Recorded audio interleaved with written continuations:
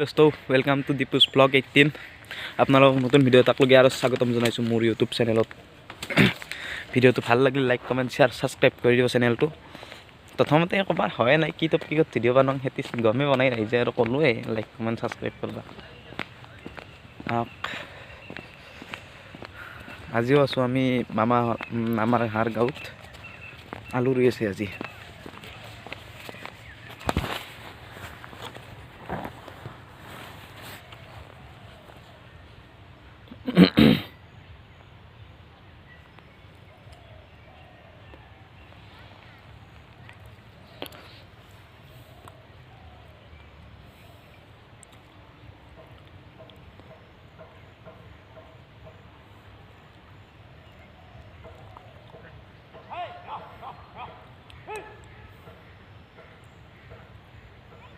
চাওক আলু ৰুই আছে।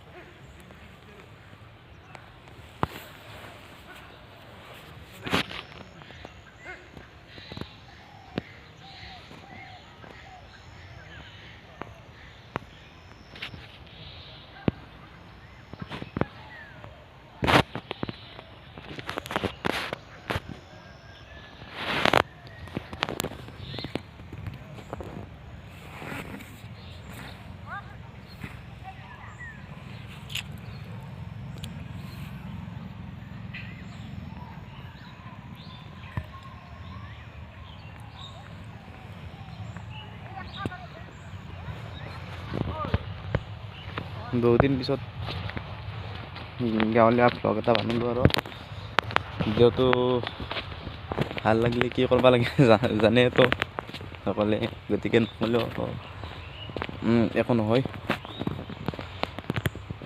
বহুদিনৰ পিছত আৰু গাঁৱলীয়া ব্লগ এটা বনাই দিলোঁ। বহুদিন বনোৱা নাছিলোঁ, প্ৰায় একমাহমান পিছত গাঁৱলীয়া ব্লগ এটা বনালোঁ আৰু বস্তু অলপ দেখাব আছোঁ ৰ'ব চাওক।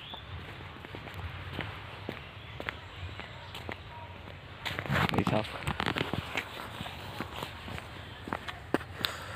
আলু যে দেখাইছিলোঁ, আলু চালু তুলি শেষ, চব শেষ আলু তুলি। কবি এইগিলা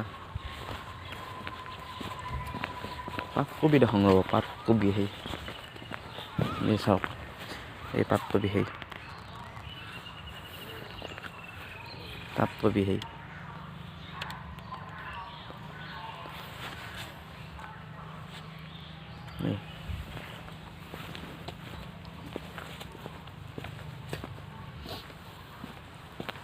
জ্বালাহি চাওক না, জ্বালাহি চাওক না, এই জ্বালা